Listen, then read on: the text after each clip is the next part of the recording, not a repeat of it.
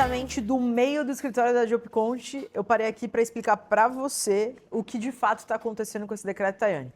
Olha só, vou fazer uma linha do tempo para você entender. Nessa linha do tempo, nós temos o decreto do Tajani, que foi feito no dia 28/3/2025. Antes disso, nesse tempo aqui, ó, que eu acabei de desenhar para vocês, não existia limite de geração, podia ser para o processo administrativo, diretamente lá na comune, ou seja, na prefeitura, aquele processo que as pessoas iam morar na Itália, ficar lá um tempo, e tinham dois vínculos com a Itália, tanto o sanguíneo quanto o terrestre, então morava e comprovava o vínculo sanguíneo. O outro processo administrativo era através do consulado. E aí, o que acontecia? Consulado. O consulado tinha aquelas filas intermináveis. São Paulo, a fila estava em 10, 12 anos, depois caiu um pouco para 8 anos, sendo que isso era um absurdo e tem gente que inclusive estava na fila que nem conseguiu concretizar. E por fim, tinham os processos judiciais. Os processos judiciais eram divididos em pastas maternas, que só poderiam ser reconhecidas através da via judicial, ou pastas paternas naquela alegação do contrafila consular. Então, aqui do consulado virava paterna e a materna só podia ser pela via judicial, tá? Sem limite de geração. Se você tivesse um italiano na sua família, o que importava, não importando onde ele estava. Aí vem o decreto Tajani, essa aberração jurídica nunca vista antes. O que esse decreto Tajani vai dizer para nós? Que só poderá reconhecer a cidadania filhos e netos de italianos nascidos na Itália. Italianos nascidos na Itália. Só que qual que é o problema do decreto?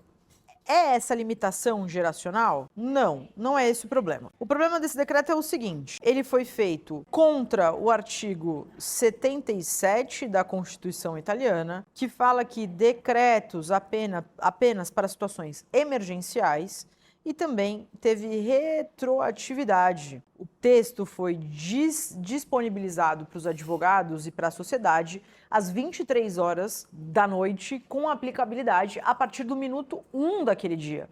Então, durante o dia 28 de março, basicamente os advogados tinham que usar uma bola de cristal para adivinhar qual seria o texto desse decreto e o que aconteceria, o que é uma aberração jurídica.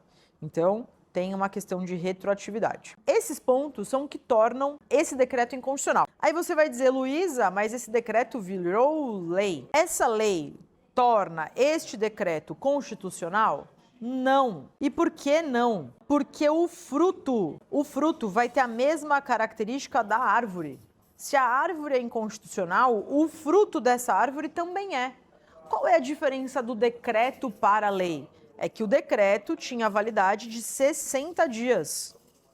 Se ele não se transformasse em lei, no dia 28/5, esse decreto morreria automaticamente, porque ele tinha prescrição, ele tinha um prazo de validade, para dar uma coisa mais clara para você.